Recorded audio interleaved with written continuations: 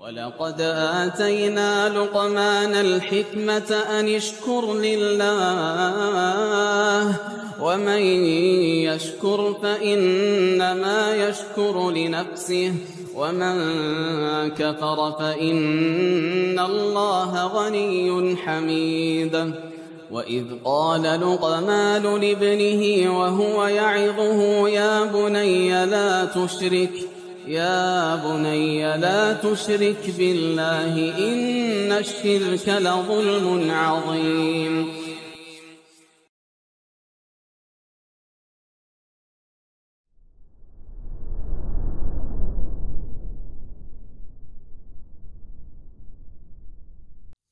السلام عليكم ورحمة الله وبركاته. إن الحمد لله نحمده ونستعينه ونستغفره ونعوذ بالله من شرور أنفسنا وسيئات أعمالنا من يهده الله فلا مضل له ومن يضلل فلا هادي له.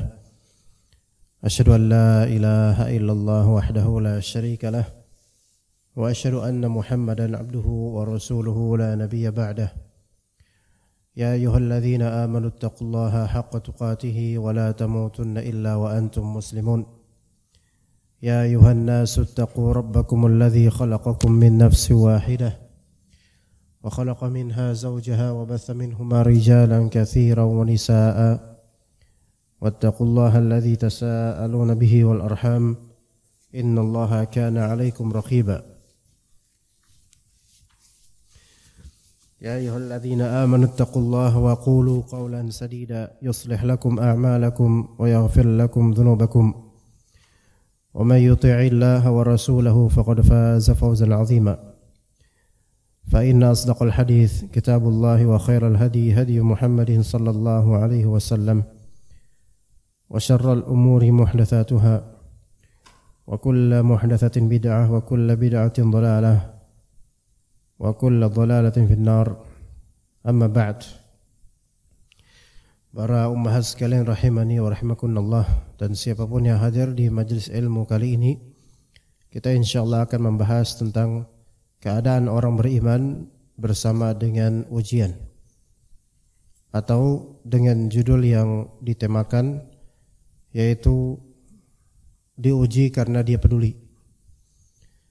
Kajian ini sebagai risalah untuk setiap dari kita yang beriman yang sedang menghadapi ujian kehidupan atau sedang dalam keadaan mahmum, yaitu galau atau terfikirkan padanya masalah-masalah di kehidupan ini, atau yang kena musibah dengan tujuan menghadirkan hikmah dan gambaran kebijaksanaan Allah Subhanahu wa taala dari segala ujian yang kita hadapi, dan juga menghadirkan keyakinan bahwasanya Allah Subhanahu wa taala indahu ajrun azim, memiliki ganjaran yang besar, dan juga mengilmui sebab-sebab syar'i untuk menghadapi ujian dan mengangkatnya menuju tempatnya. Ada 3 segmen atau 3 poin besar yang akan kita usahakan untuk menunaikannya di majelis kali ini. Yang pertama yaitu muqaddimah tentang ujian. Itu yang pertama, muqaddimah tentang ujian yang berisikan syarat dengan ayat-ayat Al-Quran dan juga beberapa hadis Nabi SAW, yang mana segala muqaddimah dan pendahuluan, jika mendahulukan dengannya dengan Al-Quran dan juga hadis, maka disitulah posisi keimanan yang sejati, bahwa seorang muslim mukmin hendaknya mendahulukan Al-Quran dan hadis sebelum selain keduanya. Dan kemudian yang kedua, kita akan membahas tentang anwa'ul ibtila'at wal hikmatu minha, macam-macam ujian dan hikmahnya. Yang kedua, kita akan bahas macam ujian dan hikmahnya. Jadi yang pertama, muqaddimah tentang ujian. Yang kedua, macam ujian dan hikmahnya. Dan yang ketiga, sebab penolak bala dan penghilangnya, yaitu sebab-sebab yang bisa menolak bala, ujian, dan yang menghilangkannya. Itu yang ketiga. Yang semoga dengan 3 pembahasan global ini Allah Ta'ala cukupkan qalbu kita untuk ketenangannya, sakinahnya, solusinya, dan terangkat darinya kegalauan, kegamangan, kesusahan, dan pandangan berlebihan atau fikiran berlebihan, dan juga makhrajnya itu jarang keluar dari segala kesulitan. Muqaddimah yang akan kita sebutkan para ummahat sekalian rahimakumullah, bahwasanya kita wajib mengenal ujian ini sebagai sunnah kauniyah dan darurah imaniyah. Ujian di kehidupan ini adalah sunnah kauniyah dan darurah imaniyah. Apa istilah itu? 2 istilah itu. Maksudnya apa?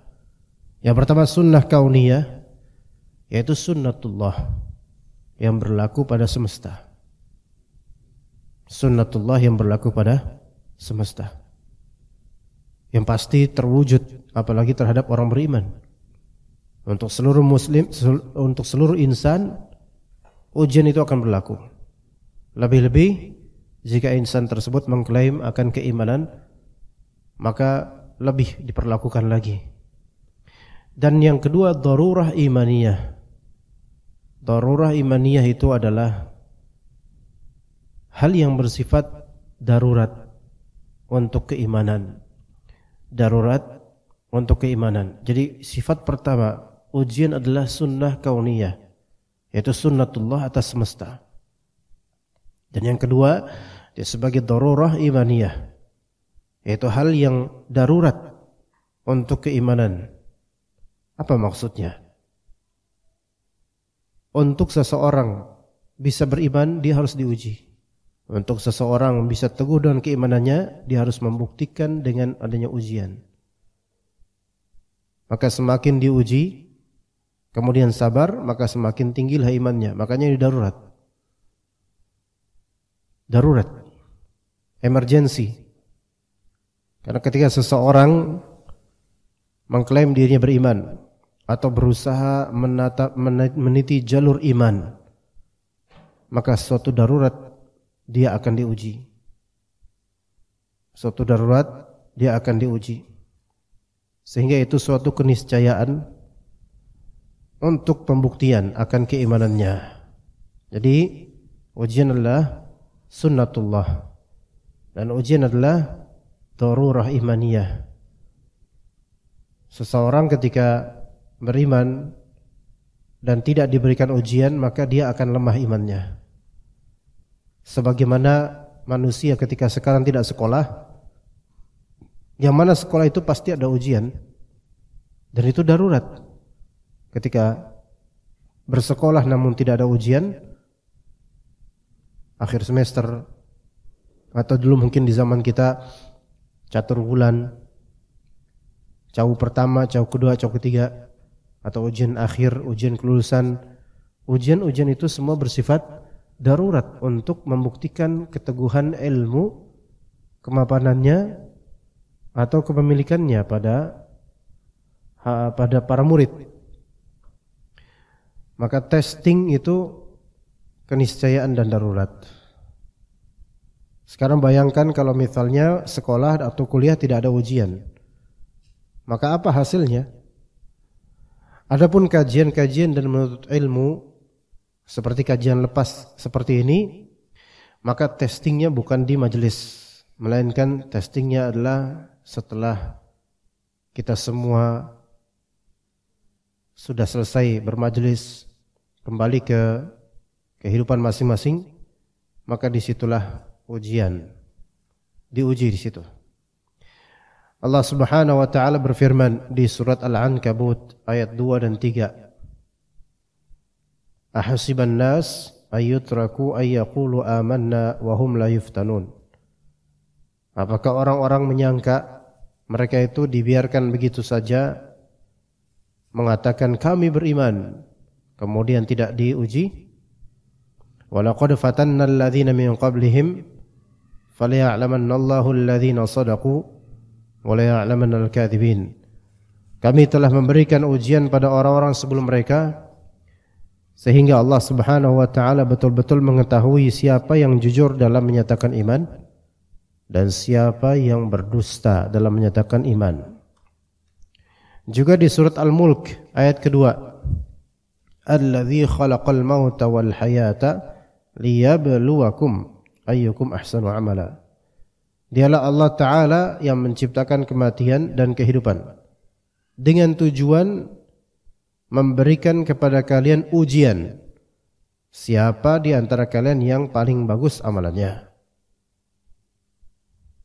Dengan ayat ini dan ayat sebelumnya Al-Ankabut diistinbatkan oleh para ulama bahwasanya ujian itu adalah sunnah kauniyah, yaitu sunnatullah yang bersifat kesemestaan, mesti terjadi. Dan juga darurah imaniyah, kedaruratan untuk meneguhkan keimanan. Maka asalnya di kehidupan ini adalah ombak-ombak dan gelombang-gelombang ujian. Itu asalnya kehidupan. Maka barang siapa yang merasa bahwasanya kehidupannya begitu-begitu saja, maka sesungguhnya dia adalah orang yang tidak merasa dirinya sedang diterpa ombak atau gelombang. Ya. Dan orang yang tidak merasa dirinya sedang diterpa ombak atau gelombang, maka itu ibarat sebongkah kayu yang mengapung di tengah lautan yang mati. Maka kalbu yang mati adalah kalbu yang tidak mendeteksi ujian. Kalbu yang mati adalah kalbu yang tidak ngeh, tidak sensitif, karena kurang memiliki iman atau bahkan tidak memilikinya. Adapun kalbu yang hidup, yang beriman, maka ia ibarat baju putih yang ketika terkena sedikit kotoran langsung betul-betul terketahui. Namun ujian dan gelombangnya itu adalah istifa dan alamatul khair. Ujian dan gelombangnya itu adalah istifa. Apa itu istifa? Yaitu penjernihan dan tanda kebaikan. Ujian bagi seorang mukmin itu adalah penjernihan dan tanda kebaikan. Penjernihan karena baju putih yang terkena kotor maka akan dicuci sehingga menjadi jernih. Penjernihan karena dengan mengetahui ujian dan solusinya dan cara menghadapinya, itu memperluas cakrawala tentang kehidupan dan memperbaiki mindset tentang kehidupan dan juga memperbaiki apa yang kurang dari mindset dan kehidupan. Kemudian ujian juga alamatul khair, tanda-tanda kebaikan seseorang. Maka ketika kita mendengar saudari atau saudara kita sedang diuji oleh Allah Subhanahu wa taala, apapun itu bentuknya, maka jangan merendahkan dia dengan ujian itu. Karena boleh jadi ujian itu dimaksudkan oleh Allah untuk mengangkat derajatnya.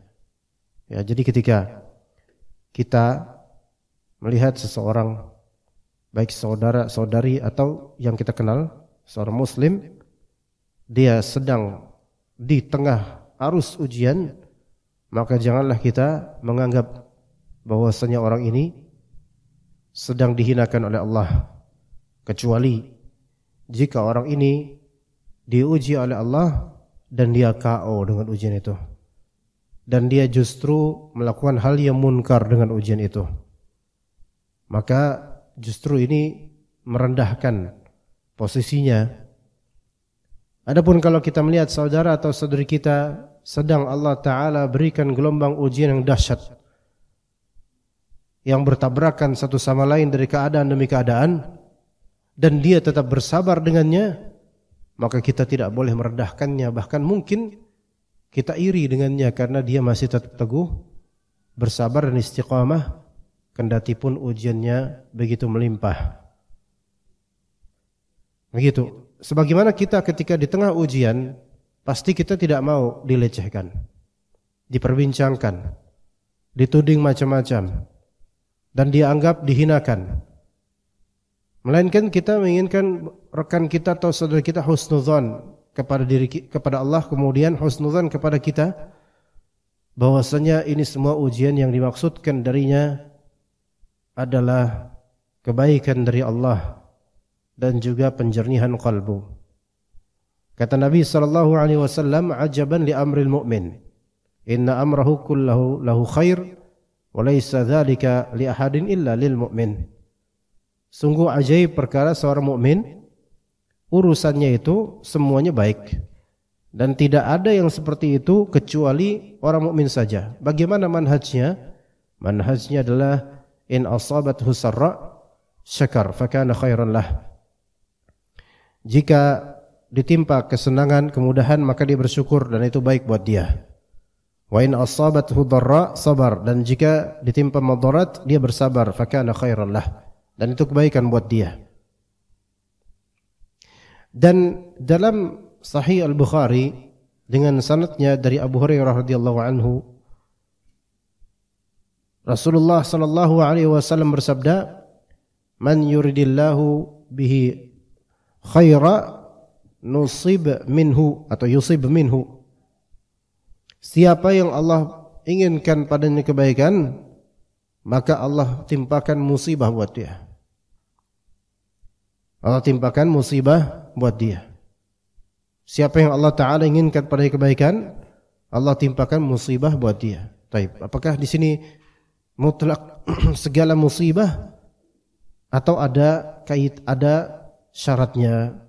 Maka kita katakan ada syaratnya. Maksudnya bagaimana? Kalimat Nabi SAW, "Man yuridillahu bihi khaira yusib minhu." Barang siapa yang Allah inginkan padanya kebaikan, maka akan Allah Subhanahu wa Ta'ala timpakan musibah buat dia dari Allah Azza wa Jalla, yang membuat orang ini bersabar dan mendekat pada Allah Subhanahu wa Ta'ala. Itu maksudnya.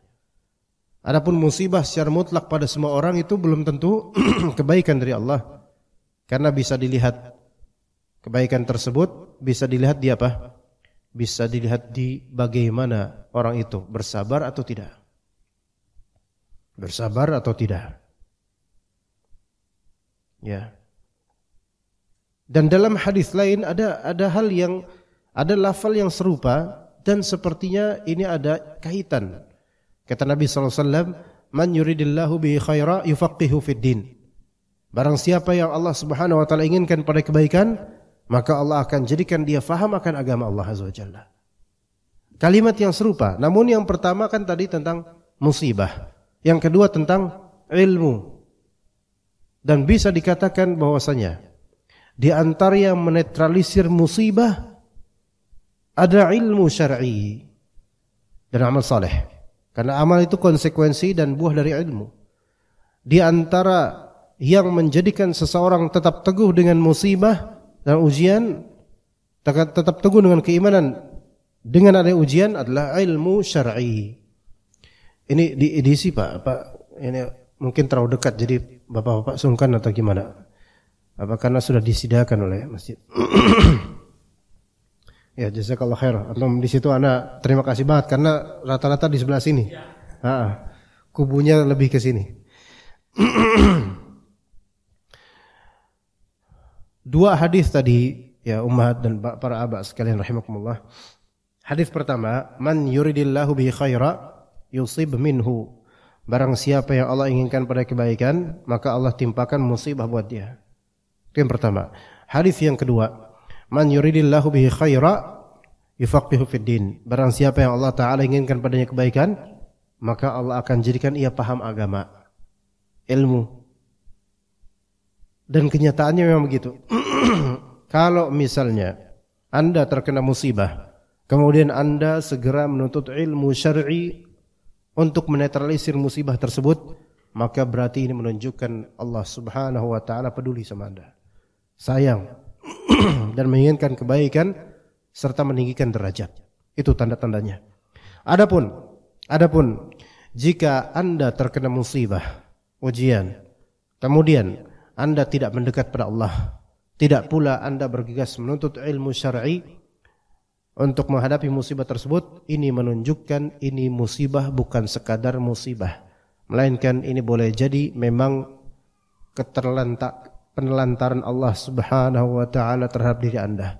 Ini salah satu cara Allah taala menelantarkan hambanya dan melipat gandakan keburukan pada hambanya dengan mengirimkan musibah dan ujian pada hambanya, kemudian malah hambanya tidak segera rujuk kepada Allah Subhanahu wa taala. Ini bentuk lipat gandaan keburukan pada dirinya. Keburukan pertama, keburukan duniawi yaitu musibah. Keburukan kedua, keburukan ukhrawi yaitu justru jauh dari Allah Subhanahu wa taala. Maka beruntung kalau misalnya seorang bapak atau seorang ibu kepikiran dengan segala musibah ini, kemudian dia semakin dekat sama Allah, bermunajat sama Allah, kemudian mencari doa dan zikir yang bisa menumpas segala kegalauan kalbunya, dan mencari zikir kira-kira apa doa yang ada di Al-Quran atau hadis yang bisa menjadi bekal buat saya menghadapi musibah ini. Ini baru nih Allah sayang sama orang ini, menunjukkan Allah sayang sama orang ini. Ya, begitu. Kemudian kata Nabi SAW dalam hadis riwayat Anas bin Malik radhiyallahu anhu, "Inna 'idhamal jazaa'i ma'a 'idhamil bala." Sesungguhnya besarnya ganjaran selaras dengan besarnya ujian. Besarnya ganjaran selaras dengan besarnya ujian.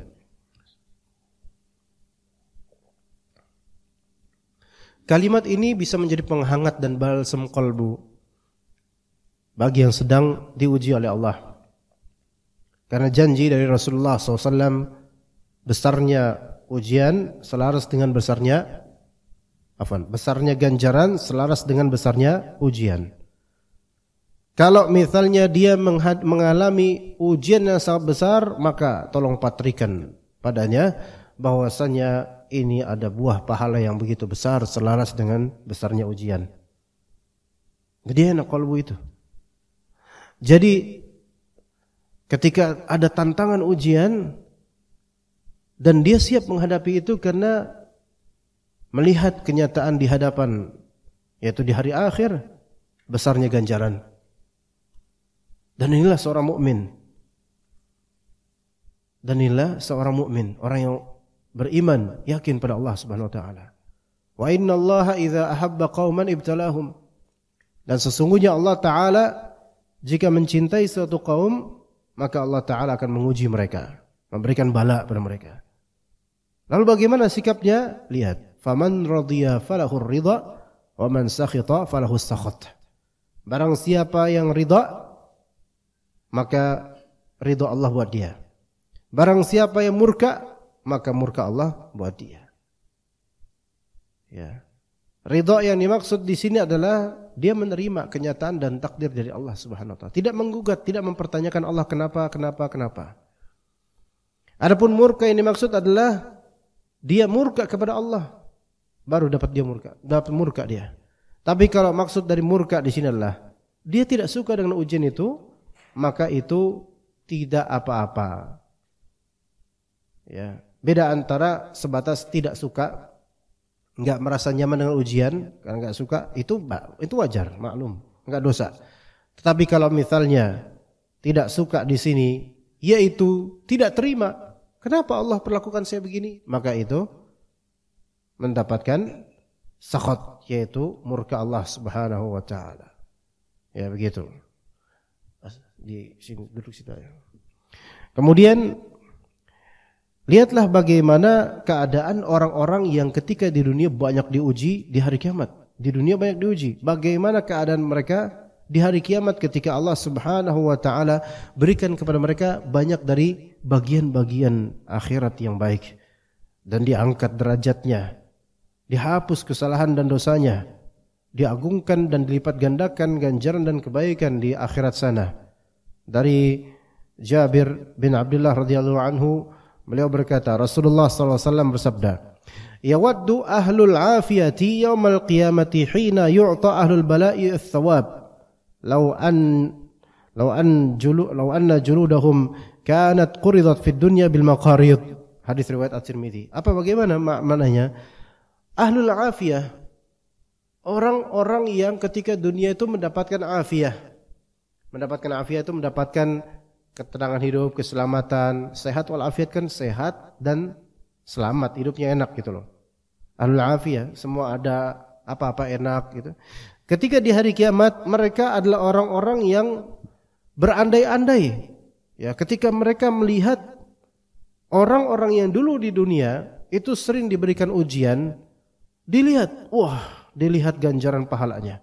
Maka orang-orang yang di dunia dulu diberikan segala fasilitas yang enak, nikmat dan mudah, itu mereka berandai-andai pas di akhirat, sekiranya dulu pas di dunia kulit-kulit mereka itu dipotong-potong dengan gunting-gunting. Ya, maksudnya diberikan ujian dan siksaan yang membuat mereka bersabar dan diangkat derajat. Lihat bagaimana. Ya. Jadi kita ketika hidup di dunia ini merasa semuanya oke-oke aja, kayak nggak ada ujian, itu justru yang bahaya. Karena kewaspadaan ketika di perjalanan itu sangat diperlukan. Seseorang ketika dia safar dan tidak waspada, maka dia mudah tertipu dan gampang tersesat. Namun ketika awareness dan kesadaran seseorang ketika safar, dia sadar harus turun di mana, dia sadar harus turun ketika bis tersebut di rest area atau semisalnya, apa yang harus dia lakukan? Dia waspada ini bis sampai di mana? Dia waspada dengan orang-orang asing yang ada di sekitarnya, maka itu insya Allah aman sampai tujuan dan tidak ada gejala apapun yang merugikan.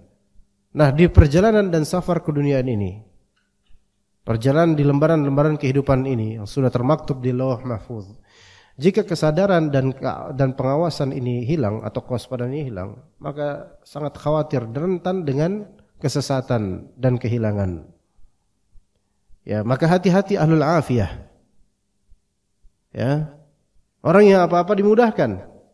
Kendaraan ada dengan segala variannya. Mau beli apa di marketplace ada duitnya. Mau pesan apa tinggal pesan. Mau gimana tinggal pencet tombol. Mau ini tinggal suruh pembantu. Subhanallah. Ini yang justru harus lebih waspada. Karena dikhawatirkan musibah itu datang mendadak dikala kita belum siap.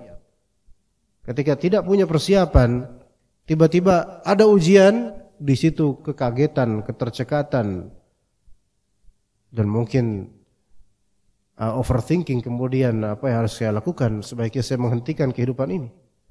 Karena nggak siap.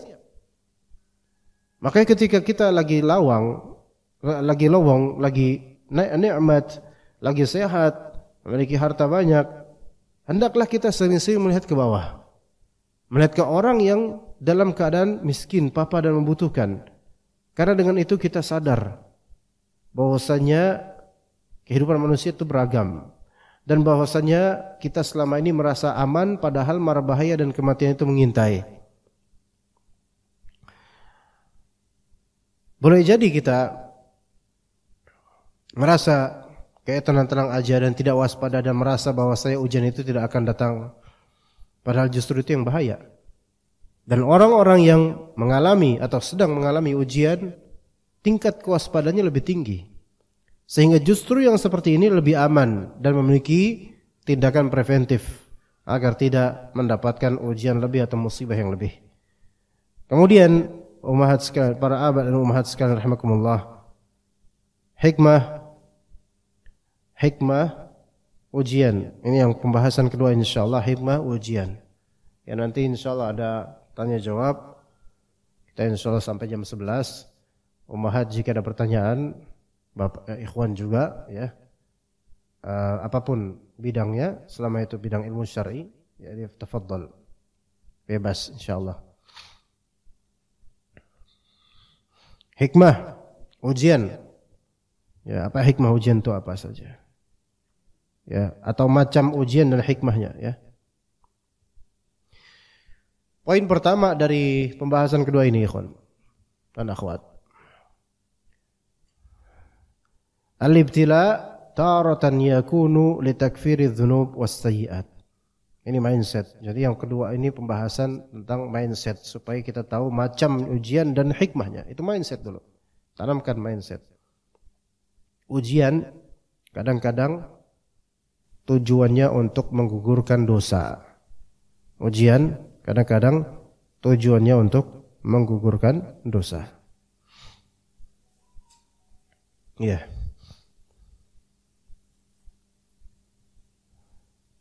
Kayak orang kalau misalnya ketika kena musibah terus dia nanya, "Ya Allah, kenapa aku begini? Kenapa kok begini banget aku diperlakukan dengan takdir ini?" Itu menunjukkan orang itu enggak ngerasa punya dosa.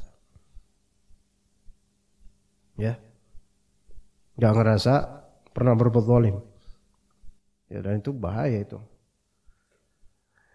Nabi sallallahu alaihi wasallam bersabda dalam hadis riwayat Bukhari, "Ma yusibul muslima min nasabin wala wasabin wala hammin wala hazanin wala adhan wala ghammin hatta asy-syaukata yushakuha illa kaffarallahu biha min khatayah."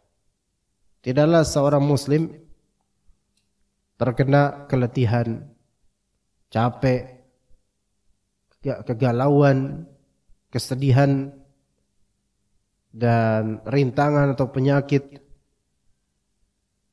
dan kemendungan hati, apapun itu, hatta syaukata yushakuha, bahkan sampai as-syaukah itu sampai duri yang mengenai kakinya. Ya, mana mungkin itu ujian yang kecil bagi banyak orang, melainkan kata Nabi sallallahu alaihi wasallam, melainkan Allah Subhanahu wa taala akan mentakfir, yaitu akan menggugurkan dengannya dosa-dosa dia. Jadi dosanya gugur karena hal-hal yang kadang-kadang sepele, kecil. Hanya tertusuk sedikit duri, gugur dosanya. Hanya galau sedikit, gugur dosanya. Hanya kepikiran akan masalah anak, gugur dosanya. Karena dikecewakan suami dan dia sabar, gugur dosanya. Karena ada tikus masuk rumah dan itu membuatnya gamang dan dia sabar kemudian ikhtiar, gugur dosanya. Lihat di sini. Betapa nikmatnya orang kalau misalnya kena musibah gugur dosanya tanpa dia harus beramal lebih. Ya. Tanpa harus dia beramal lebih. Amal dia adalah sabar. Ya. Dalam satu riwayat, "Fama yabrahu al-bala'u bil 'abdi hatta yatrukahu yamshi 'alal ardi wa ma 'alaihi khati'ah." Ujian itu akan senantiasa melekat pada hamba, selalu melekat pada hamba sampai dia berjalan di atas muka bumi tanpa ada sepeser dosa pun. Ya, jadi kena ujian lagi, dia uji lagi, kena musibah lagi, sampai habis dosanya. Karena kesabaran yang menghadapi ujian itu, sampai suatu ketika dia jalan di atas muka bumi, Allah catat padanya tidak ada dosa sama sekali karena sudah gugur dosanya disebabkan kesabaran dia. Makanya orang ketika kita melihat ada orang kena ujian, musibah dan dia terus bersabar, jangan kita lecehkan. Boleh jadi orang ini sedang Allah angkat derajatnya dan sedang Allah gugurkan rimbunan dosanya. Begitu. Ya. Kemudian juga kata Nabi sallallahu alaihi wasallam, ma batalallahu 'abdan bi bala'in wa huwa 'ala tariqatin yakrahuha illa ja'alallahu dzalikal bala' kaffaratan wa tahuran ma lam yunazzil ma asabahu minal bala' bighairillah aw yad'u ghairallah fi kashfih. Ini hadis riwayat Ibnu Abi Dunya. Tidaklah seorang hamba Allah Ta'ala uji dengan suatu ujian dan ujian tersebut dia tidak suka ujian itu, wajar, gak enak memang, tapi dia sabar, melainkan Allah Subhanahu wa Ta'ala akan jadikan ujian itu sebagai kafarah, penggugur dosa, tahuran, pensucian, pembersihan dia, selama dia tidak meminta kepada selain Allah. untuk menyingkap ujian itu. Dia tidak berbuat syirik ketika menghadapi ujian itu. Subhanallah. Ya, banyak orang dapat ujian malah berbuat syirik. Pergi ke dukun, berobat alternatif dan seterusnya. Subhanallah, enggak percaya sama Allah. Dan kemudian ada orang dikerjain sama dukun. Ya, misalnya disihir, disantet dan tidak kembali ke Allah. Ya sayang. Sudah disihir, bukannya kembali ke Allah yang Maha Kuat, malah justru dia nyewa dukun lain. Subhanallah. Jadi perang dukun akhirnya. Ya. Perang dukun pakai jin juga. Ya Allah, ini enggak bakal Allah tolong, bukannya malah ujian ini membuatnya gugur dosanya dan terangkat derajatnya, bukan, melainkan malah justru semakin memperburuk keadaannya. Dan ini keadaan banyak dari manusia. Karena mereka tidak punya pemahaman, tidak punya ilmu, tidak punya mindset yang benar. Dikira bahwa saya ujian ini penghinaan, dikira bahwa saya dia bisa menyingkap ujian ini sendirian, atau dikira bahwa saya makhluk itu bisa menyingkap dunia ujian ini tanpa Allah Subhanahu wa taala. Padahal harus ditanamkan di mindsetnya apa? Bahwasanya ujian itu kadangkala tujuannya untuk menggugurkan dosa-dosa. Begitu. Kayak kata Nabi SAW dalam hadis lain, "Ma yazalul bala'u bil mu'min wal mu'minati fi nafsihi wa waladihi wa malihi hatta yalqallaha ta'ala wa ma 'alaihi khati'ah." Akan terus ujian itu nempel terus bersama seorang beriman atau perempuan yang beriman. Ujian itu di fi nafsihi, di dirinya. Ujian itu bisa aja lekat di dirinya, ada di dirinya, penyakit, secara psikis juga tekanan batin misalnya. Wa waladihi, atau ujian itu ada dalam konteks anaknya. Anaknya bandel lah, anaknya sakit-sakitan lah, dan anaknya mungkin cacat lah. Atau di antara ujian anak, ya anaknya bergaul dengan yang tidak baik, dengan orang tidak baik lah, itu ujian. Wa malihi, dan juga hartanya. Kadang orang diuji dengan hartanya. Kecolongan lah, dirampok lah. Atau diuji dengan kekayaan kadang-kadang. Dan dia sabar dengan ujian kekayaan. Ya, wah, orang kaya emang harus sabar. Ya, harus sabar. Syukur dan sabar. Bagaimana orang kaya bisa bersabar? Bersabar ketika dia rajin mendermakan dan menafkahkan. Itu butuh kesabaran. Kalau udah rajin seperti itu kan butuh sabar. Rajin infak, itu butuh sabar. Dan ketika infak kadang-kadang tidak dihargai oleh objek, itu juga butuh sabar. Itu ujian juga. Nah, jadi ujian itu juga mengingatkan kita akan dosa-dosa kita, agar kita taubat kepadanya.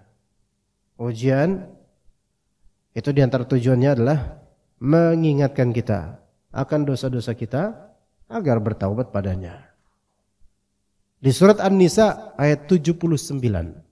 An-Nisa 79, Allah Ta'ala berfirman, "Wa ma asabaka min sayyi'atin famin nafsik." Dan apa yang menimpamu dari keburukan itu dengan sebab dirimu. Jadi coba ngaca ketika diuji, ngaca ketika dapat musibah. Jangan hanya spion itu diarahkan ke orang terus. Coba kepada diri kita ketika sedang menghadapi musibah.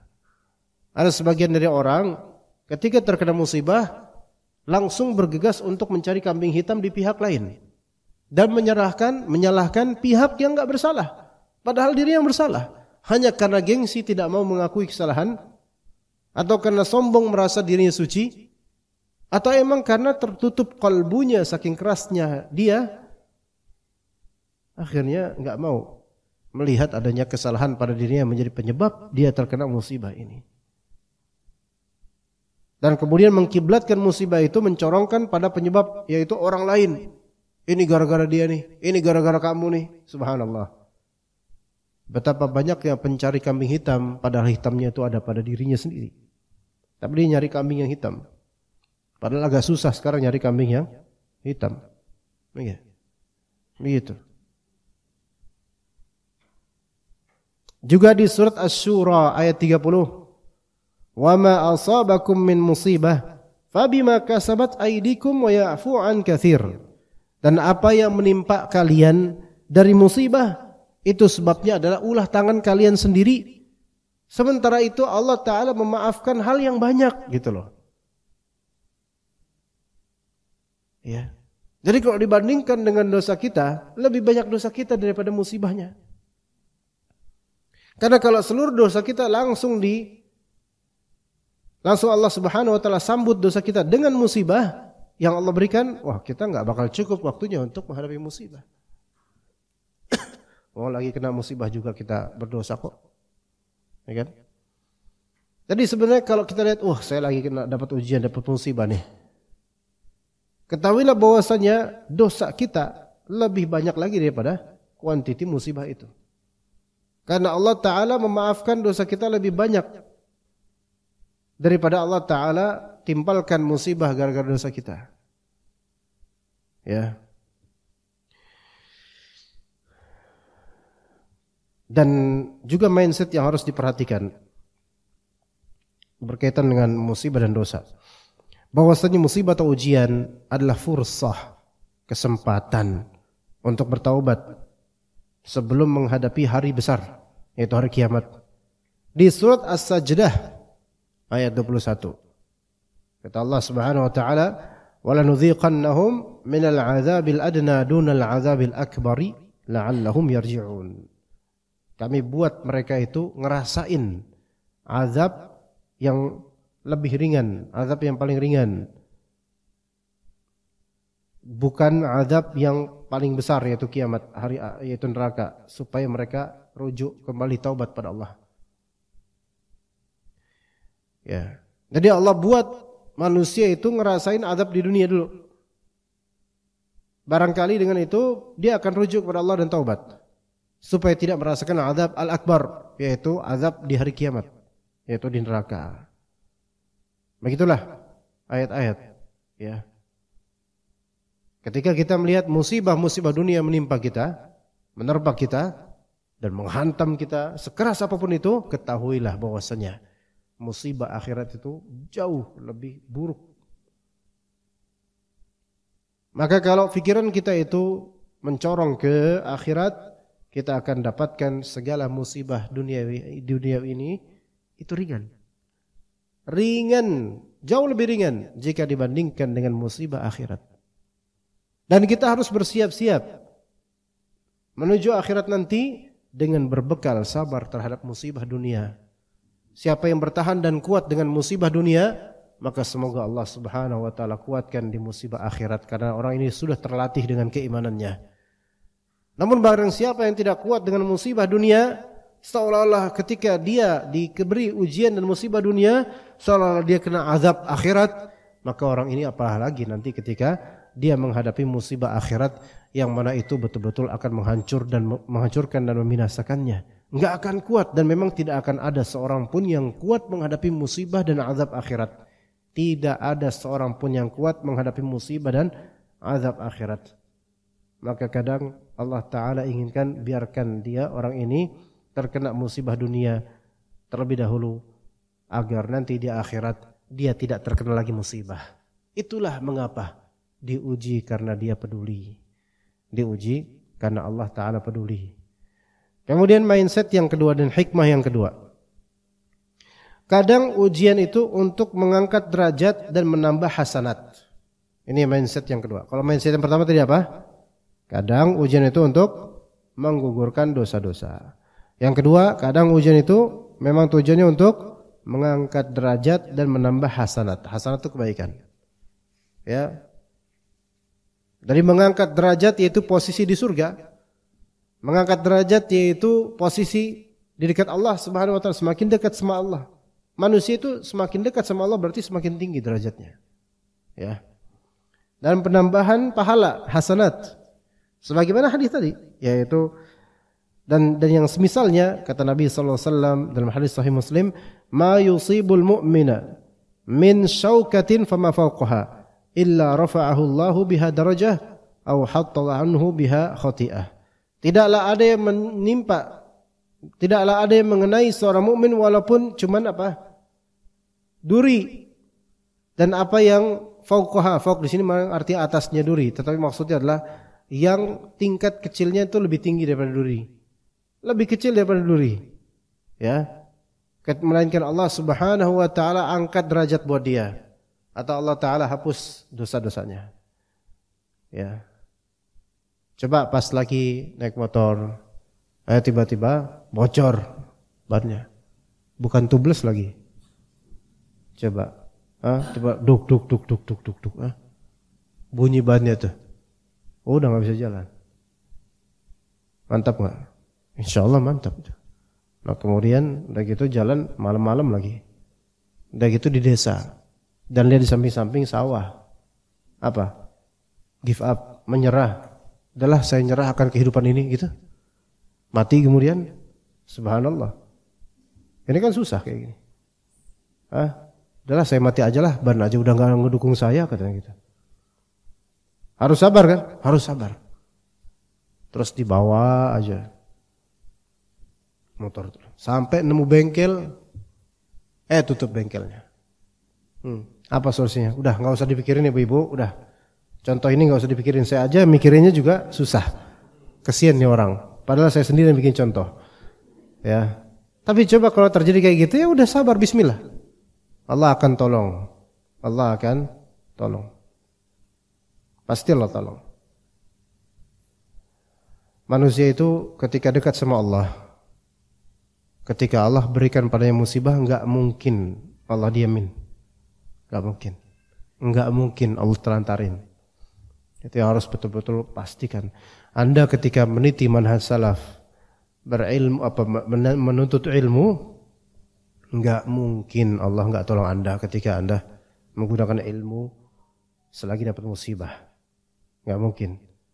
Melainkan ini semua diangkat derajatnya. Ya. Lihat dalam hadis Nabi sallallahu alaihi wasallam, ini hadis yang Masya Allah yang bisa menjadi penenang kalbu dengan izin Allah. Kata Nabi sallallahu alaihi wasallam, "Innal 'abda idza sabaqat lahu minallahi manzilatun lam yablughha bi'amalihi ibtalahu Allah."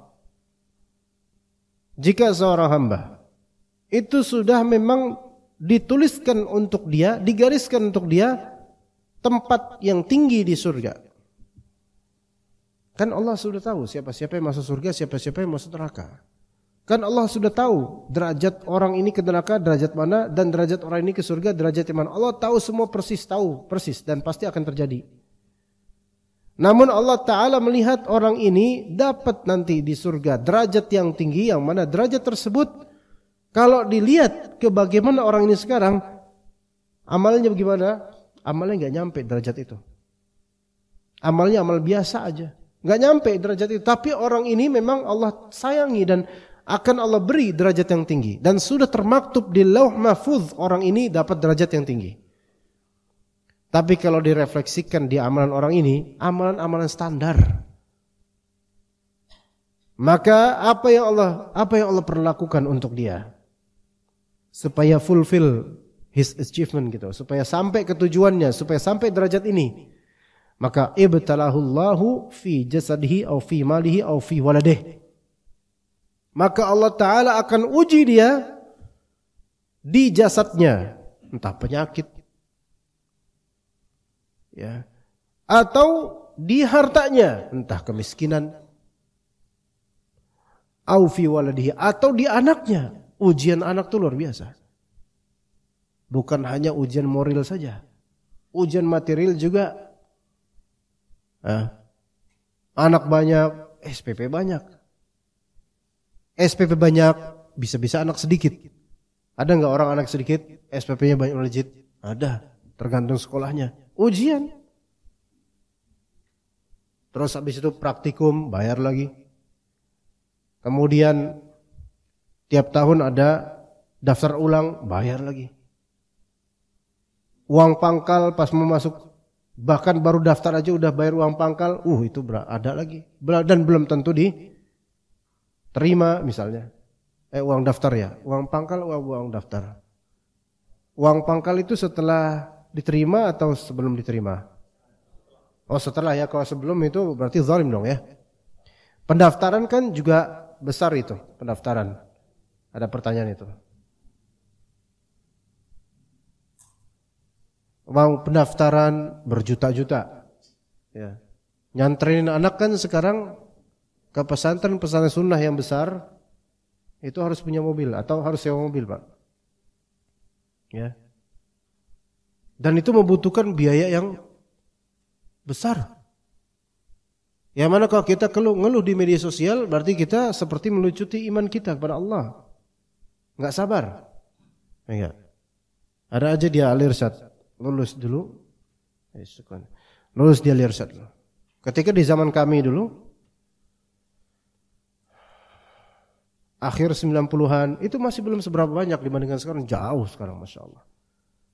Dulu ketika kami jadi santri ada wali santri ya, santri teman kita bawa mobil aja, wali santri bawa mobil nih. Dulu nggak ada Gojek kan pastinya, mobil pribadi berarti kan.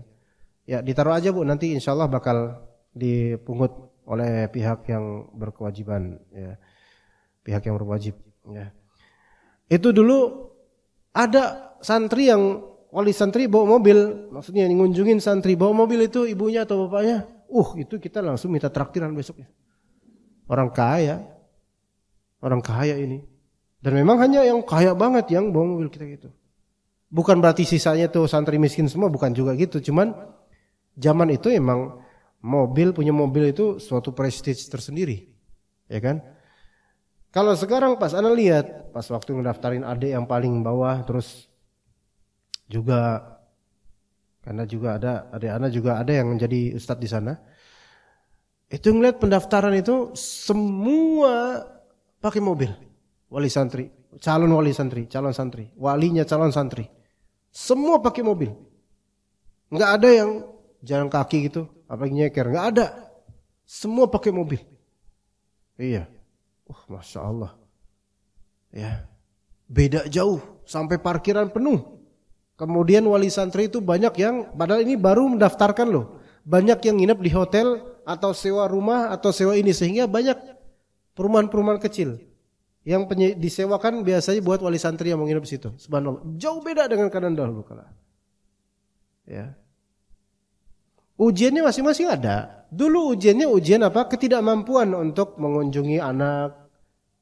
Sekarang ujiannya adalah diharuskan untuk mampu untuk memprovide segala uang ini gitu loh, segala fasilitas ini. Jadi ujiannya masing-masing ada setiap zaman. Kalau dulu ujiannya adalah udah anak serahin 6 tahun di pesantren, nggak pernah dikunjungi orang tuanya, biasa zaman dulu mah.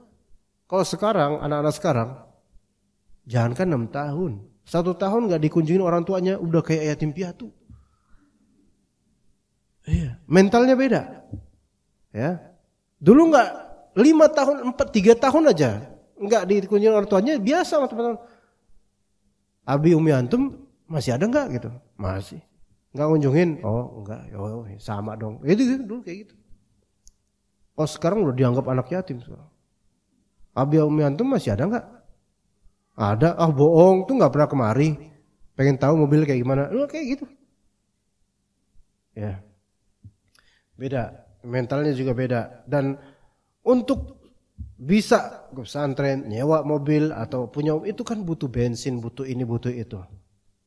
Belum lagi nanti masa tinggal di mobil, ya udah tinggal di perumahan atau nyewa dulu sebentar, ada lagi duit.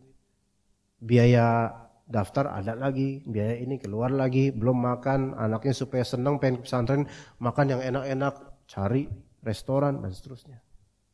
Iya. Jujur aja Pak, itu ujiannya masing-masing beda. Lah Ana pertama kali ke pesantren al-irsyad dulu. Bukan ayah ibu Ana yang nganterin, paman Ana. Waktu masih bujang beliau juga. Hafizahullah. Semoga pahala beliau banyak tuh. Karena beliau nganterin Ana pendaftaran dulu dari Jakarta naik bis, lupa bisnya apa namanya. Kan dulu kan masih nggak ada macet, nggak ada apa. Jadi sampai di Salatiga itu, sampai di Gapura menuju pesantren, Itu jam 3 atau jam setengah 3 pagi itu. Dan ketika itu kaki gunung merbabu, dinginnya Masya Allah. Mana ada orang Jakarta Kalibata pula.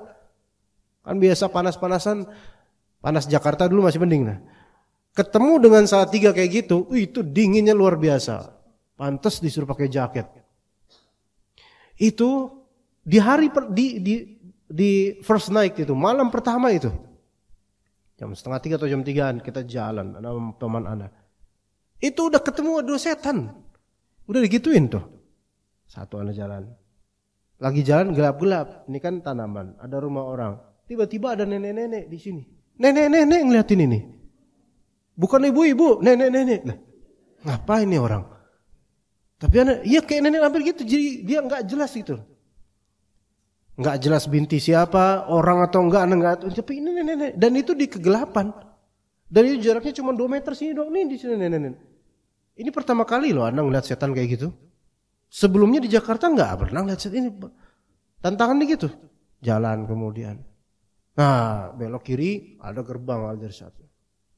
Sampingnya dulu masih pohon bambu gede-gede. Pohon bambu itu gelap. Tapi kadang ada penerangan sedikit, ada semacam siluet penerangan gitu di situ. Anda ngeliat ke kiri, pocong. Pocong lagi serong gini loh. Mau jatuh enggak, mau diri enggak dia. Lagi melayang. Pocong. Tapi Anda enggak ngomong ke pemandangan, diam aja. Udah gitu. Udah pendaftaran. Paginya Anda dideprokin udah gitu. Kemudian pergi pemandangan. Udah ketemu teman-teman sesama calon santri baru pendaftaran gitu. Ketemu teman-teman baru. Tinggal di bagian kamar-kamar yang. Udah gitu kamarnya diisukan.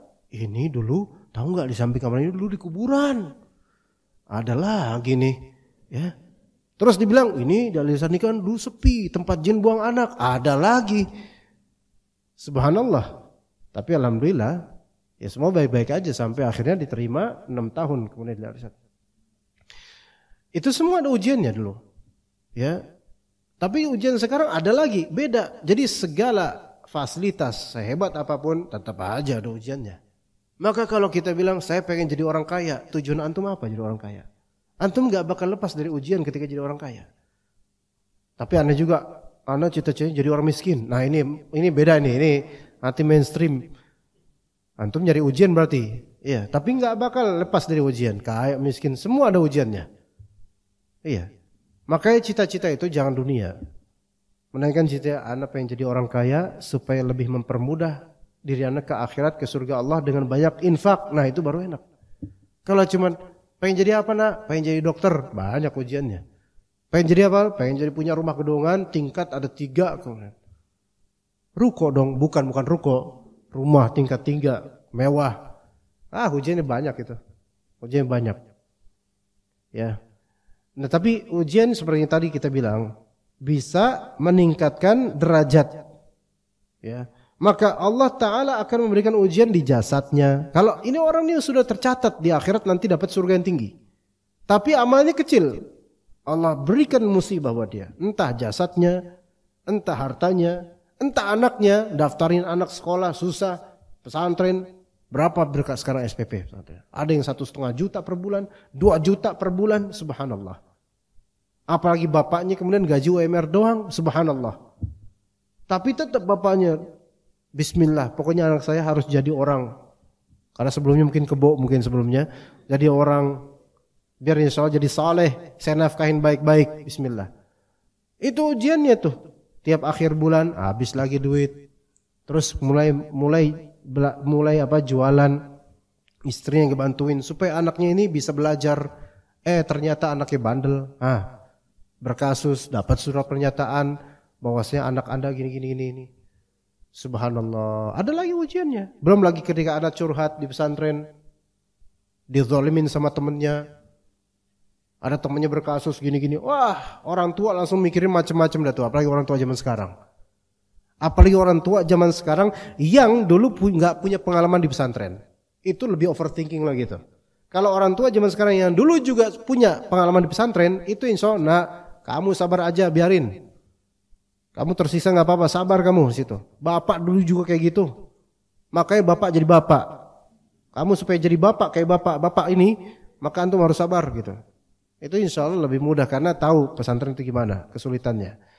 Sabar, harus sabar, ngajarin sabar. Nah, orang kalau udah diuji sama Allah pada derajatnya tinggi nih orang nih, thumma sabbarahu ala dzalik. Maka Allah akan buatkan dia tuh sabar. Allah yang buat dia sabar. Bukan diri kita itu merasa kuat, tapi Allah yang buat kita sabar. Maka hatta yablughal manzilata allati sabaqat lahu min Allah. Yang sampai kemudian Allah pupuk buat dia kesabaran. Allah pupukkan kesabaran padanya. Allah tanamkan kesabaran padanya sampai dia menggapai derajat yang Allah inginkan sampai ke surga nanti. Begitu. Ya. Jadi kalau misalnya ternyata nih kita kena musibah, ujian, ternyata kok kita bisa dengan melenggang sabar gitu loh. Itu berarti ini masuk ke hadis ini. Berarti ada janji dari Allah. Cuma terus aja sabar. Karena dimudahkan untuk sabar itu butuh dari Allah, butuh Allah Subhanahu wa taala. Karena kita enggak bisa memudahkan diri kita untuk bersabar, enggak bisa. Tapi Allah yang memudahkan kita untuk bersabar. Karena bersabar itu butuh pemudahan. Orang yang dipersulit untuk bersabar itu enggak bakal bisa mengubah hatinya sendiri, enggak bisa. Melainkan sabar itu amalan hati. Dan yang membolak-balikkan hati adalah Allah. Sehingga yang membuat kita bisa sabar adalah Allah. Maka harus minta terus taufik dari Allah Subhanahu wa taala.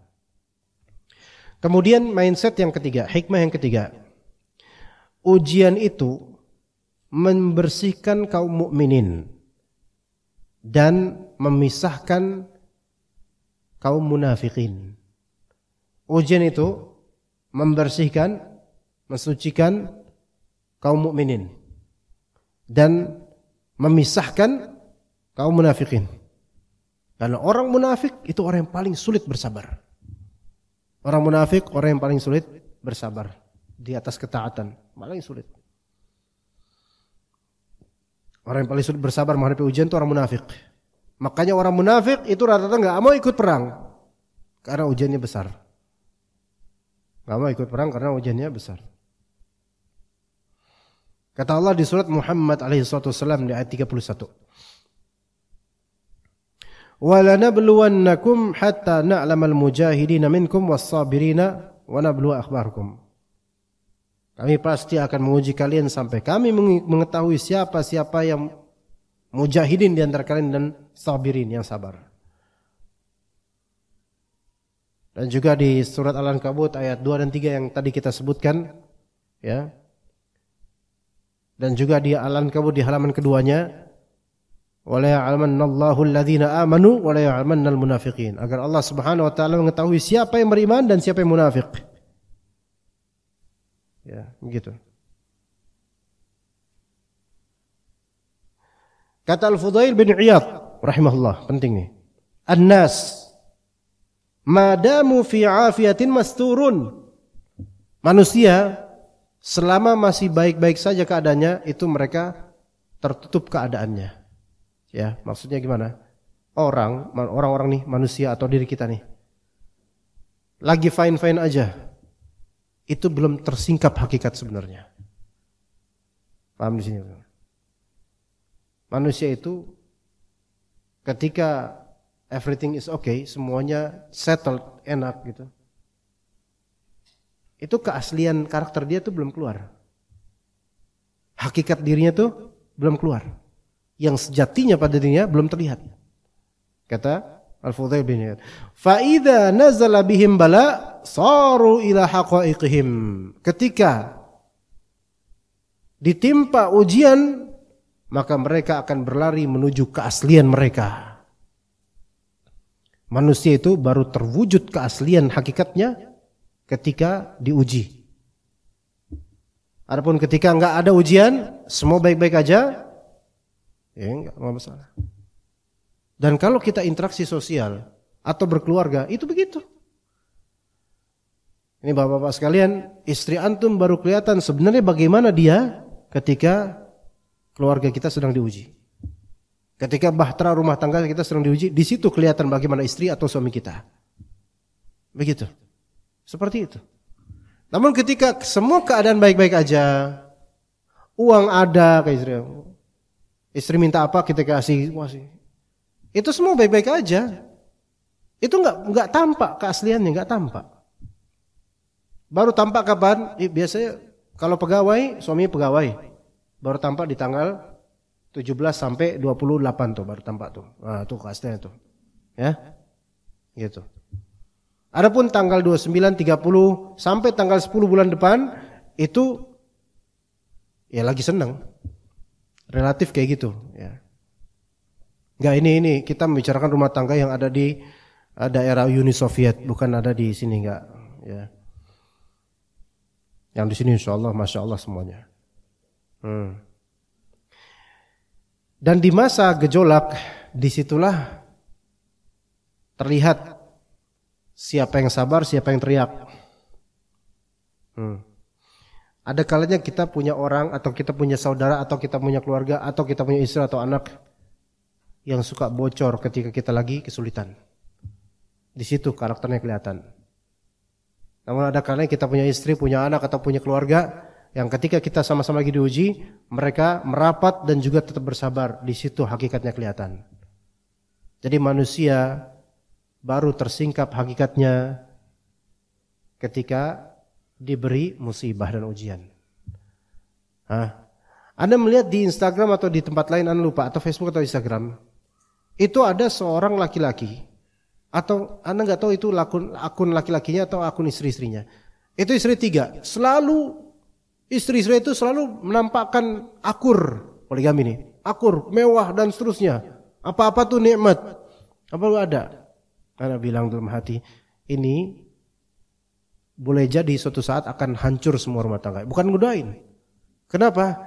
Karena mereka menampakkan sesuatu yang sama sekali bukan pada mereka.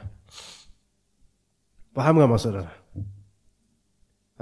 Menampakkan akur dan kemana-mana barang, kemana-mana ini Masya Allah. Dan kemudian menampakkan kemewahan yang diberikan oleh suami mereka. Akurnya mereka ini tidaklah apa melainkan karena segala di-provide keuangan oleh suaminya mereka. Seandainya bangkrut usaha sekali, diuji oleh Allah Ta'ala dengan ujian kebangkrutan, akan tampak ini 3 orang retak semua. Bukan mendoakan, tapi memang begitu. Kenyataan poligami begitu. Rata-rata yang sukses itu yang enggak songong. Rata-rata yang sukses, yang insya Allah sukses maksudnya adalah yang tetap istiqomah, yang tetap bertahan.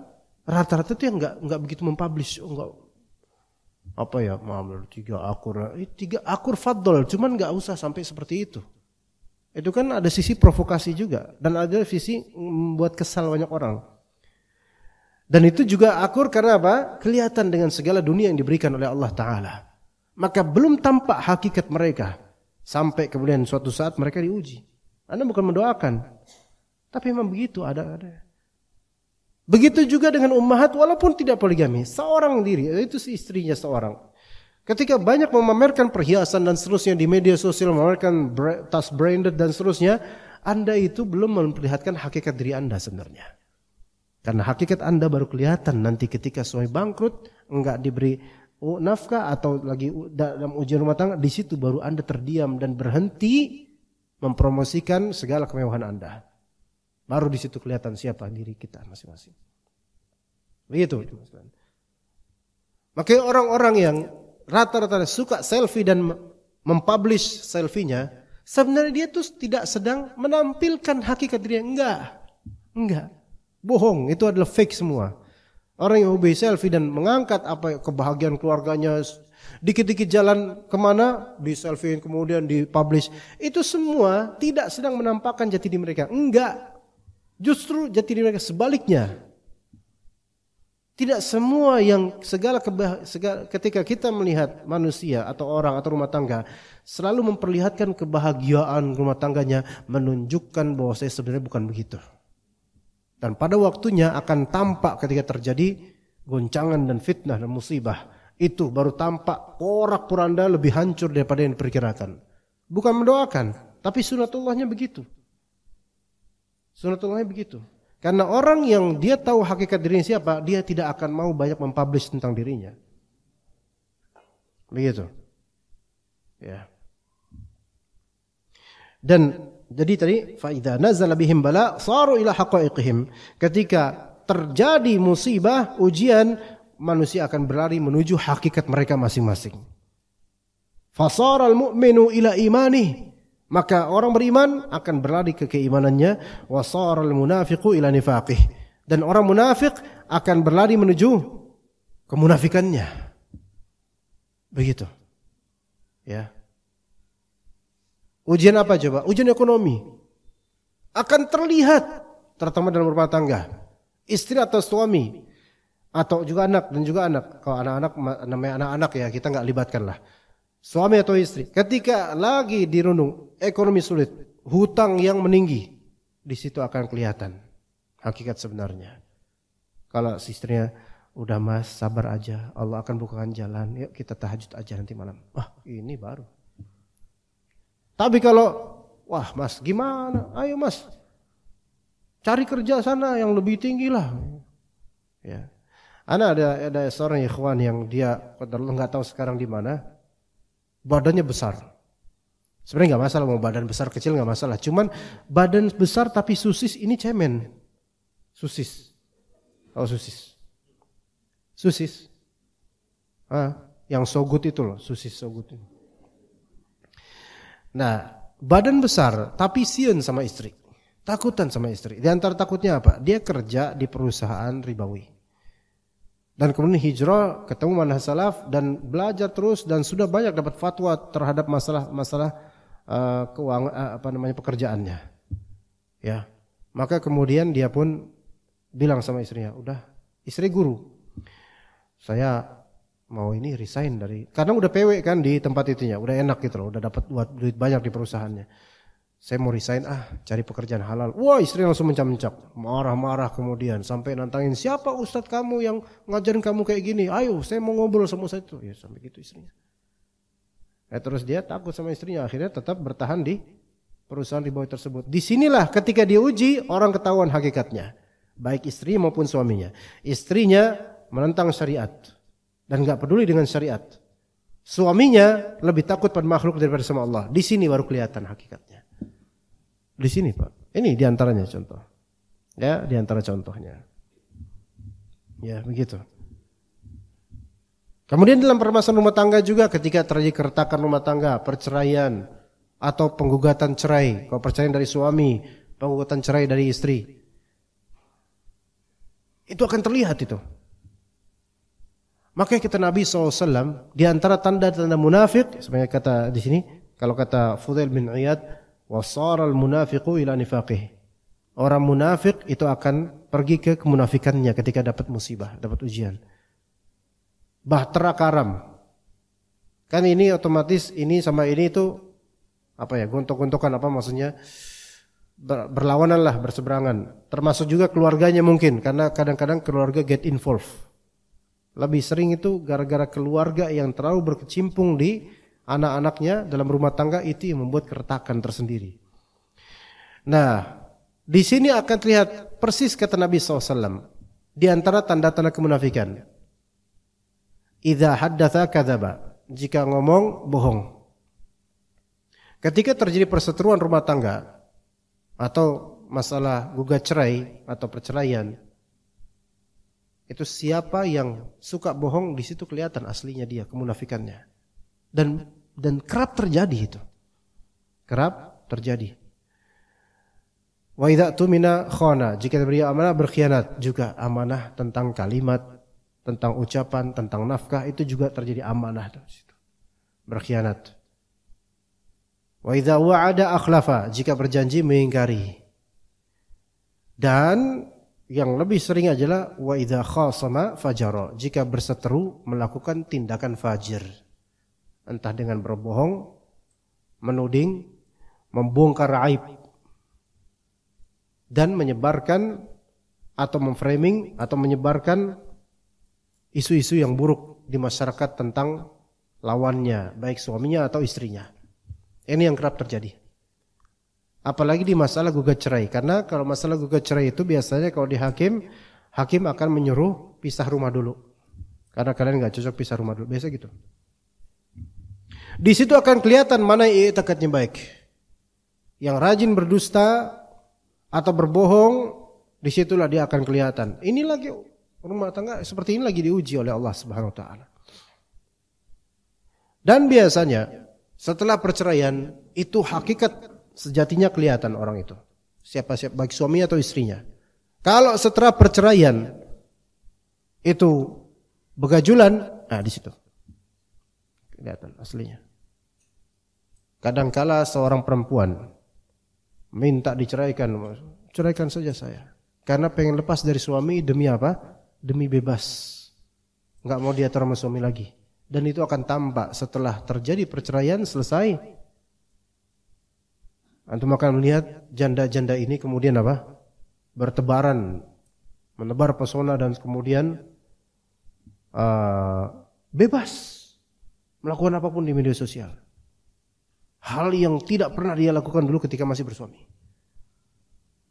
Di sini kelihatan aslinya, gitu loh. Manusia terlihat hakikatnya ketika diuji. Gitu ya. Ini yang terjadi banyak. Ya. Maka ketika kita diterpa ujian, tetap berusaha hablum minallahnya diutamakan. Ya. Taib. Kemudian berikutnya kita lanjut ke masalah apa? Sebab menolak bala dan mengangkatnya. Masya Allah, udah jam segini. Yang pertama, sebab pertama, wasilah supaya ujian ini Allah Ta'ala ringankan atau hilangkan, takwa kepada Allah Subhanahu Wa Ta'ala. Ya, cari jalan keluar, wasilah jalan keluar untuk menghilangkan bala. Yang pertama, takwa pada Allah. Dalilnya surat At-Talaq 2. Surat At-Talaq 2. Ayat kedua. Subhanallah, ayat ini Masya Allah. Wa may yattaqillaha yaj'al lahu makhraja wa yarzuqhu min haitsu la yahtasib. Wa may yatawakkal 'ala Allah fa huwa hasbuh. Ini kalimat luar biasa. Wa may yattaqillaha yaj'al lahu makhraja. Barang siapa yang bertakwa kepada Allah, Allah akan berikan buat dia makhraj, jalan keluar. Wa yarzuqhu min haitsu la yahtasib. Allah Ta'ala akan berikan dia rizki dari arah yang tidak disangka. Wa may yatawakkal 'ala Allah fa huwa hasbuh. Siapa yang bertawakal pada Allah, Allah sudah cukup buat dia. Subhanallah. Dan ayat-ayat seperti ini ada di surat At-Talaq. Karena ujian talak itu besar. Namanya perceraian itu bukan sesuatu yang ringan bagi orang yang serius nikahnya ya. Adapun bagi yang nikahnya enggak serius ya talak itu kayak udah mainan. Nauzubillah min dzalik. Wa may yattaqillaha yaj'al lahu makhraja. Siapa yang bertakwa kepada Allah, Allah jadikan buat dia jalan keluar. Ini umum untuk segala problematika kehidupan. Tapi ajaibnya di surat At-Talaq seolah-olah Allah Ta'ala mengisyaratkan tenangkanlah hatimu dengan bertakwa kepada Allah ketika terjadi karamnya rumah tangga. Tetap bertakwa kepada Allah. Jangan lakukan tindakan-tindakan fasik dan munafik ketika terjadi karamnya rumah tangga. Karena kebanyakan orang begitu. Kebanyakan orang begitu, ketika sudah karam rumah tangga, dia kemudian atau mereka atau siapapun orang itu, baik suami atau istri, itu melakukan tindakan-tindakan yang enggak disetujui syariat. Yang berbahaya untuk diri dan keluarganya dan anaknya kadang-kadang. Subhanallah. Maka tetap bertakwa, maka akan ada jalan keluar. Akan ada jalan keluar. Ya. Maka kata Ibnul Jauzi rahimahullah, man arada dawamal afiyah falyattaqillaha azza wa jalla. Barang siapa yang menginginkan berkelanjutannya keselamatan, maka hendaklah dia bertakwa kepada Allah. Kalau dia pengen tetap selamat, takwa kepada Allah. Allah jaga. Ihfazillah yahfazka. Jagalah agama Allah ketika sedang berselisih. Allah akan jaga engkau dari perselisihan itu. Iya. Dan yang terjadi, ana udah beberapa kali berbincang di daurah bersama beberapa asatidzah sunnah tentang masalah talak, masalah ini, masalah cerai. Yang terjadi rata-rata adalah ketika seorang istri dengan keluarganya menerbitkan gugat cerai, itu anak-anak kemudian mereka ambil, itu udah biasa, terjadi tuh, sering kayak gitu, udah biasa. Dan diisolir, nggak boleh ketemu bapaknya, itu udah biasa, itu subhanallah. Udah kenyang Anda dengan cerita-cerita itu. Termasuk beberapa ikhwan juga kayak gitu, diperlakukan seperti itu. Bahkan ada seorang ustadz juga digugat cerai oleh istrinya dan kemudian sampai ipar-iparnya ikut campur, sampai ustadz ini ditonjok sama iparnya. Ada iparnya padahal jauh di bawah dia usianya. Subhanallah, itu terjadi.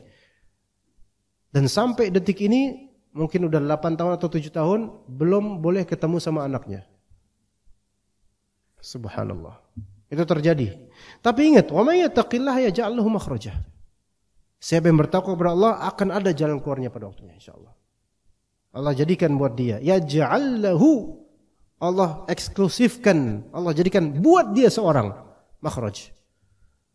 Maka ketika kita dalam perseteruan apapun itu, kalau kita tetap menjaga ketakwaan dan tidak melampaui batas, itu jalan keluar Allah kasih buat kita. Walaupun orang lawan kita itu adalah orang yang melampaui batas. Tetangga misalnya, ya, masyarakat misalnya, atau dalam ranah dakwah misalnya, atau ranah keluarga, itu semua, masya Allah. Allah akan berikan kepada kita makhraj. Ya, itu yang pertama, solusi bala yang pertama. Ya, juga masuk masalah ekonomi juga masuk. Kemudian yang kedua, taubat wal istighfar. Taubat dan istighfar, lihat di surat Nuh alaihissalam. Ayat 10 sampai 12. Faqultu astaghfiru rabbakum innahu kana ghaffara. Aku katakan, minta ampun, istighfarlah kalian kepada Rabb kalian, sesungguhnya Dia Maha Pengampun. Karena dengan istighfar itu kemudian Allah berikan curahan keberkahan dan pemberian serta karunia yang banyak dari keduniaan bahkan. Apa di antaranya? Yursilis samaa 'alaikum midrara. Allah Ta'ala akan curahkan untuk kalian hujan yang berlimpah. Ini nikmat duniawiyah. Wa yumdidkum bi amwal. Allah bentangkan buat kalian harta-harta. Wa banin. Allah suburkan peranakan kalian. Wa yaj'al lakum jannat. Allah berikan kepada kalian taman-taman surgawi duniawi. Wa yaj'al lakum anhara. Allah alirkan buat kalian sungai-sungai. Ini semua nikmat duniawi yang Allah janjikan hanya dengan apa? Istighfar. Belum lagi janji Allah untuk akhirat kita. Maka lebih besar lagi, jauh. Maka taubat dan istighfar itu membuat diri kita terentertain, terhibur dengan janji-janji Allah Subhanahu wa taala, baik material duniawiyah atau ukhrawiyah. Ya. Maka kata Nabi sallallahu alaihi wasallam dalam hadis riwayat Abu Dawud dengan sanad dari Ibnu Abbas, "Man lazimal istighfar, ja'alallahu lahu min kulli dhiqin makhraja." Siapa yang melazimkan dirinya untuk terus-menerus istighfar, maka Allah jadikan buat dia segala kesempitan ada jalan keluar buat dia. Akan Allah jadikan segala kesempitan ada jalan keluarnya dengan cara istighfar terus. Wa min kulli hammin faraja, dan segala kegalauan akan ada akhirannya. Wa razaqahu min haitsu la yahtasib, dan akan Allah rizkikan buat dia dari arah yang tidak pernah dia sangka, karena Allah Maha lembut. Ya begitu. Ya, itu istighfar, taubat dan istighfar, taubat dari dosa dan istighfar pada Allah Subhanahu Wa Taala itu diantara sebab tercabutnya musibah.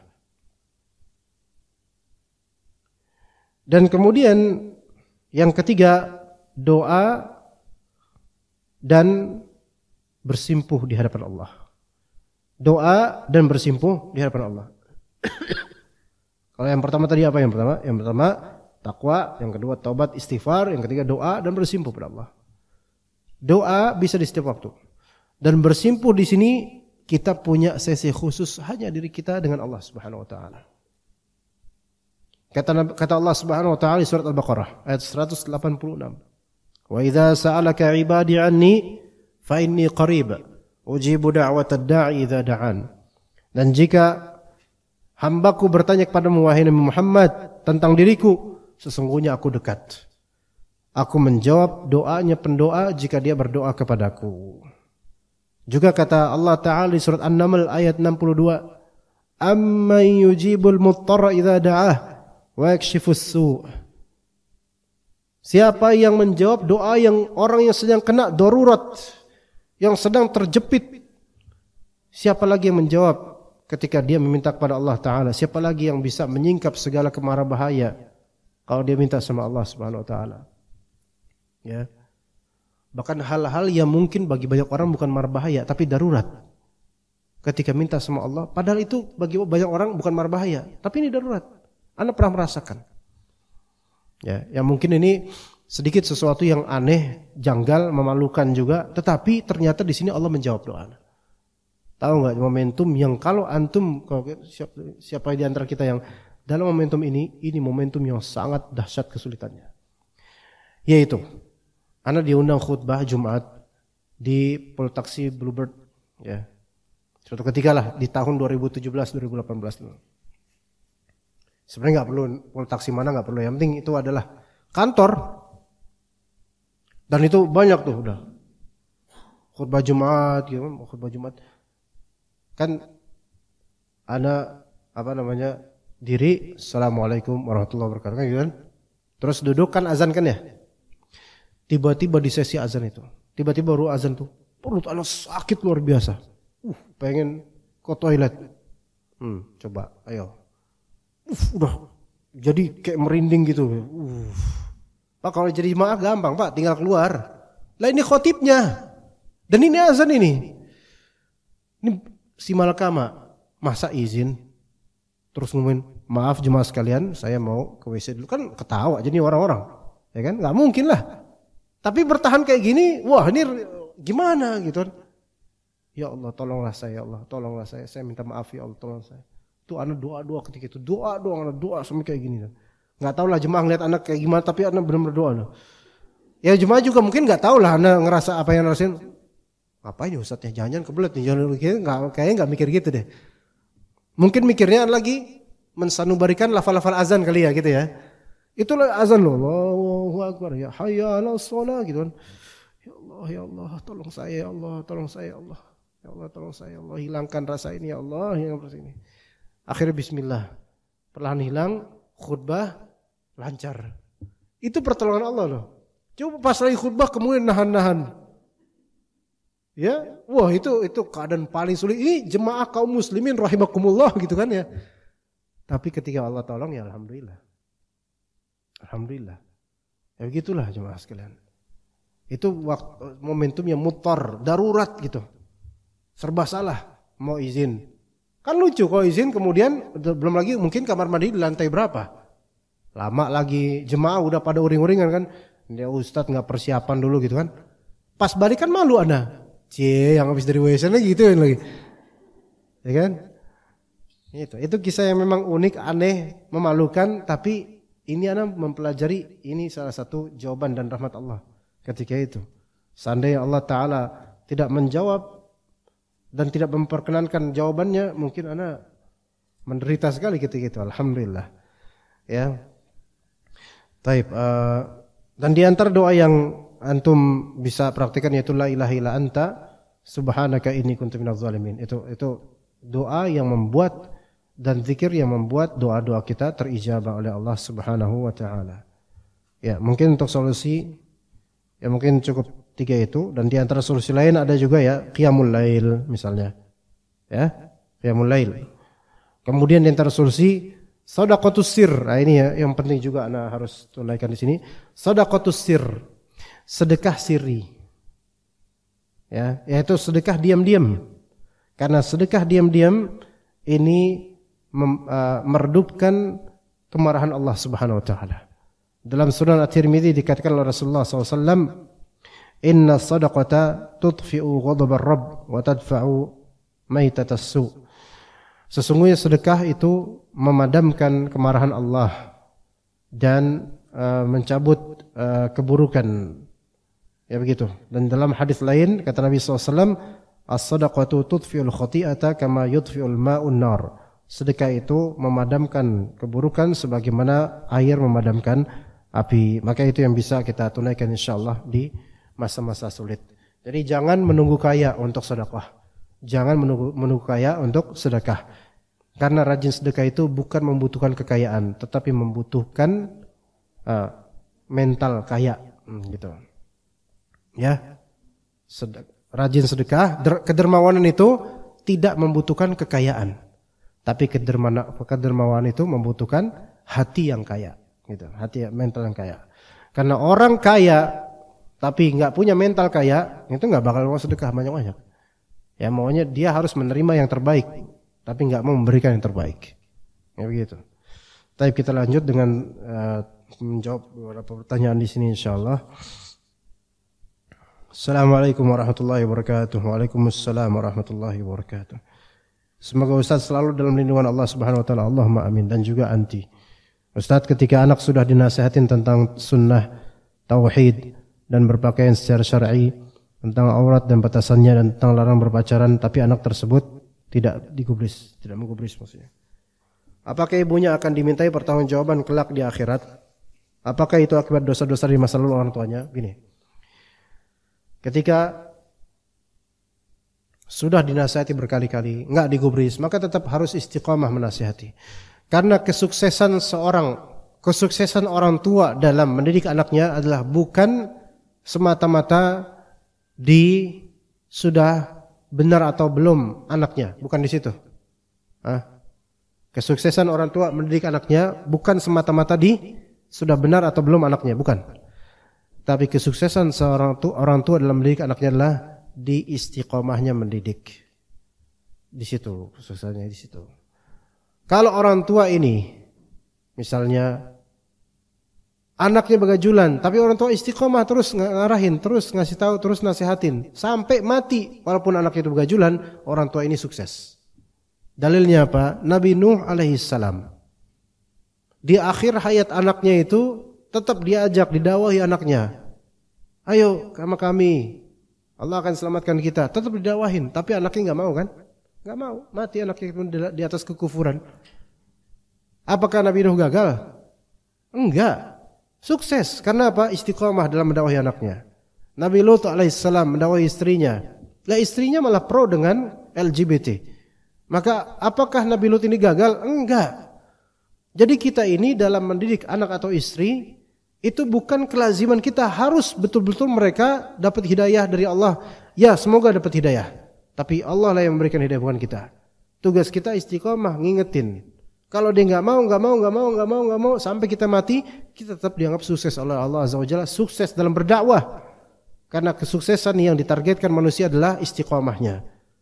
Bukan di goal achievement berupa anak ini berhasil atau enggak jadi ustadz. Enggak, bukan itu. Itu bukan kesuksesan sejati. Bukan. Maka di sini ibunya hanya dimintai pertanggungjawaban atas dia menasihati atau tidak, mengingatkan atau tidak.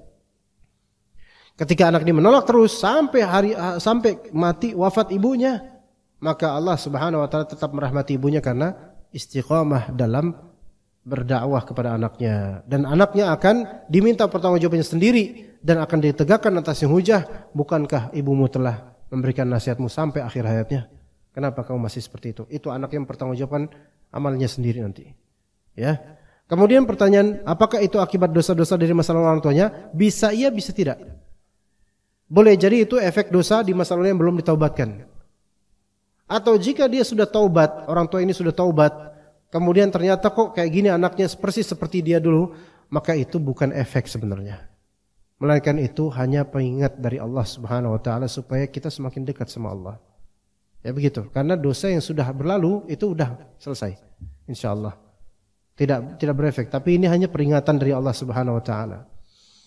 Dan tidak semua juga kepembangkangan anak itu efek dari dosa kita, belum tentu. Bisa iya, bisa tidak. Karena Nabi Nuh alaihissalam, anak yang membangkang itu bukan karena efek Nabi Nuh dulu dosa, bukan. Istrinya Nabi Lut, kenapa istri membangkang? Itu bukan karena Nabi Lut itu dulu membangkang, bukan. Jadi tidak semua pembangkangan anak istri atau suami itu efek dosa masa lalu, belum tentu. Walaupun bisa jadi iya, tapi yang afdal adalah kita muhasabah, boleh jadi ini efek dari dosa masa lalu. Ya, boleh jadi. Jadi sabar aja, ya. Karena ketika gini, orang tua yang istiqomah ngingetin anaknya, boleh jadi anaknya membenci nasihat itu ketika masih hidup orang tuanya. Namun boleh jadi warisan paling terbaik orang tua adalah nasihatnya semasa hidup, yang akan diingat nanti ketika sudah wafat. Anaknya baru teringat perkataan orang tuanya. Betapa banyaknya anak lebih ingat perkataan orang tuanya setelah kepergian mereka, setelah berangkat mereka ke alam barzakh, baru kemudian teringat betul-betul. Iya, kita lebih mudah mengingat sesuatu yang telah hilang daripada mengingat sesuatu yang sedang ada. Iya enggak? Begitu. Kita baru merasakan kebaikan ketika kita kehilangannya. Seringkali begitu. Seringkali misalnya istri kita melayani kita dengan memberikan kita makanan dan minuman dan seterusnya, jarang kita bilang jazakillah khair misalnya. Tapi ketika sudah kepergiannya, entah karena cerai, entah karena meninggal, baru kita mengenang, ya Allah dulu istri saya kayak ini, baru ingat. Dan baru ketika itu tersadar. Banyak orang-orang baru sadar ketika udah kehilangan. Dan banyak orang yang gak ngeh ketika ada di sampingnya. Maka insya Allah tetap istiqomah. Kalau nanti ibu wafat dan ternyata anak itu ketika ibu wafat masih kayak gitu, insya Allah setelah wafat dia dapat hidayah. Dan lebih berbekas insya Allah. Tapi kalau bisa sebelum ibu wafat, anak sudah baik. Mudah-mudahan begitu. Jangan putus asa dari rahmat Allah Subhanahu wa taala. Jangan putus asa. Bagaimana seharusnya sikap kita bila tetangga masih suka mengundang acara bid'ah seperti ruahan, 7 bulanan, tahlilan, walaupun saya tidak hadir tapi tetap dibawakan besek makanan oleh mereka. Iya, sebenarnya beseknya itu masih halal ya. Tetapi sebaiknya dikasih ke orang lain saja. Ya, kita enggak mungkin dong kemudian kita bubarin ruatannya, tahlilan kita bubarin. Bubar semuanya. Enggak sesuai sunnah. Enggak mungkin kayak gitu kan? Hah? Apa gitu disitu Pak RT, Pak RW udah tanda tangan, kita siapa? Mana baru sebulan lagi kontrak di situ. Bubar enggak sesuai sunnah, ini enggak sesuai dengan kajian yang ada di MIAS ini. Bubar semuanya. Yang ada kita bubar usia habis itu, ya kan? Jadi udah nasihatin secara personal aja, tapi lebih afdol nasihat dengan akhlak ya. Itu perlihatkan kepada kita akhlak yang baik, walaupun kita tidak ikut dengan kebid'ahan mereka, tapi kita ikut dengan gotong royong mereka misalnya ya, atau sering sedekah, sering memberi, itu akan membuka pintu gerbang hati mereka insyaallah. Adapun besek makanan dari mereka, kalau itu acara tahlilan maka itu masih halal insyaallah. Atau 7 bulan mungkin masih halal insyaallah. Hanya saja sebaiknya dikasih ke pihak yang lebih membutuhkan. Itu lebih afdol, lebih menjaga diri. Adapun acara-acara yang di situ ada sisi syiriknya, ya, seperti nyekar atau kadang-kadang nyadran di sebelum Ramadan, kemudian kadang-kadang menyembelih untuk mayit di kuburan, maka yang seperti ini tidak boleh diterima besek apapun darinya, terutama yang daging-dagingnya, maka enggak usah terima ya. Kalaupun dipaksa untuk diterima, enggak boleh dimakan. Enggak boleh dimakan. Nah, terus gimana kalau daging boleh kasih kucing? Iya. Kucing insya Allah enggak protes. Nanya, ini apakah dari tahlilan atau dari ruatan atau nyadranan? Kalau syirik saya enggak mau, kata kucing. Enggak ada kucing kayak gitu. Ya, jadi halal buat kucing, fadl. Kucing buat antum nih, fadl. Kayak gitu. Tapi buat kita jangan ya. Apa nih, ada pertanyaan lagi? Enggak apa-apa ya, sedikit ya. Assalamualaikum. Waalaikumsalam warahmatullahi wabarakatuh. Apabila ada suami yang tidak salat, tidak memberi nafkah dan badan berbuat kasar, bolehkah seorang istri menolak ajak suami? Sedang istri sudah meminta cerai tapi suami tidak mau menceraikan, apakah istri tetap berdosa saat menolak ajakan suami, Ustaz? Di sini tidak salat. Apa maksudnya tidak salat? Kalau maksudnya tidak salat total tidak salat, ya, salat cuman di Idul Fitri aja, itu pun ngobrol lagi pas lagi salat sama temannya, maka ini bukan muslim. Tidak boleh punya suami seperti ini. Harus kembali ke orang tua dan minta di fasakh akad nikahnya. Ya, saya bukan pengen menghancurkan rumah tangga orang, tapi ini sudah hancur dan enggak boleh terbina lagi. Kecuali kalau suami taubat dan berjanji akan salat, baru boleh membina rumah tangga dengannya, karena orang ini kafir. Tidak salat kecuali salat Id, kafir. Iya. Tidak pernah salat sama sekali, benar, dan istrinya tahu benar-benar enggak pernah salat memang sama sekali, maka kafir. Dan enggak boleh seorang muslimah punya suami yang kafir. Dan ini bukan masalah saya ingin menghancurkan rumah tangga orang, tapi sesuatu yang sudah hancur harus kita kan sudah hancur. Lalu terus gimana anak-anak bawa dulu? Boleh enggak kabur di sini, konsolidasi sama orang tua, bilang ini berbahaya, dan kemudian ditambah dengan tidak memberi nafkah dan berbuat kasar, itu yang lebih ringan lah. Tapi tidak salatnya ini jauh lebih besar. Ya begitu. Itu yang lebih sahih. Ya, itu yang sahih. Ya, namun semua ini tentu ibu yang bertanya harus betul-betul nanti ngobrol ke orang tua gimana cara enaknya. Ya. Karena enggak boleh didiamkan seperti ini. Adapun menolak ajakan suami, pada hakikatnya Anda memang tidak boleh berserumah dengannya. Enggak boleh serumah dengannya. Kenapa? Karena dia tidak pernah sholat. Dia bukan muslim. Tunggu dia taubat. Kalau ditaubat baru Anda boleh serumah dengannya. Dan kalau memang enggak mau taubat, enggak mau sholat kemudian, maka coba tuturkan padanya enggak mau benar-benar, maka boleh di sini bukan hanya menolak ajakan suami saja. Memang tidak boleh bersuamikan dia, gitu aja. Ya, begitu. Baik, bismillah. Dosa-dosa apa yang menyebabkan azab kubur? Di antaranya ghibah, namimah, ya, adu domba, dan juga di antaranya yaitu tidak menjaga najis untuk pakaiannya dan badannya sehingga tidak sah salatnya. Dan di antara azab kubur kerap meninggalkan salat atau sekali dua kali meninggalkan salat itu menyebabkan azab kubur. Assalamualaikum warahmatullahi wabarakatuh. Di saat kita mendapat ujian, datang rasa sedih, kesal, kecewa. Setelah lewat beberapa waktu, barulah sadar kita menerima semua ujian tersebut dengan ikhlas dan lapang dada. Apakah kejadian ini bisa dikatakan ikhlas, Ustaz? Insyaallah. Ikhlas di sini maknanya beda dengan ikhlas dalam artian tauhid, yaitu ikhlas di sini maknanya tulus, rela. Maknanya rela di sini, bukan maknanya tulus, rela, ridha. Ikhlas di bahasa Indonesia ada dua makna. Satu, ikhlas artinya tulus lillahi ta'ala. Dan kedua, ikhlas maknanya rela, ridho, tidak murka. Nah itu. Menurut saya ini maksudnya nih rela, bukan ikhlas dalam artian tauhid, ya. Begitu. Kayak seorang pacar ngomong ke pacarnya, saya ikhlas kok kamu dipungut sama siapa aja, saya ikhlas. Itu bukan ikhlas lillahi ta'ala, bukan. Itu namanya rela gitu. Beda, ikhlas sama rela beda. Maka orang yang dapat ujian, sedih, kesel dan seterusnya dulu, itu belum rela. Namun ketika sudah hilang kekesalannya, kesedihan, ini namanya rela. Ikhlas dalam artian rela, ya. Ridho artinya ridho. Adapun ikhlas secara syar'i maknanya adalah melakukan suatu amalan karena Allah. Sedangkan ini maknanya ridho. Sudah merelakan, melepas. Kedua, saat kita sudah melaksanakan ibadah umrah dan haji, bolehkah kita selalu berdoa setiap sujud saat sholatnya agar ibadah umrah dan haji terima? Sebaiknya sujud, setiap sujud itu doanya beda-beda. Jangan hanya satu doa saja, seolah-olah mengkhususkan suatu doa di suatu bagian dari sholat yang itu takutnya bid'ah. Boleh kita minta sama Allah supaya diterima ibadahnya, tapi tidak harus dengan lafal-lafal itu saja di setiap salat, takutnya menjadi bid'ah.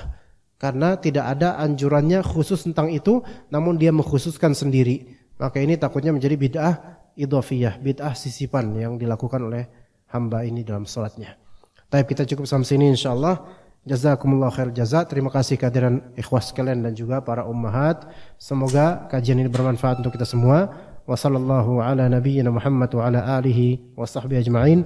Subhanakallahumma bihamdika asyhadu an la ilaha illa anta astaghfiruka wa atubu ilaik. Wassalamualaikum warahmatullahi wabarakatuh.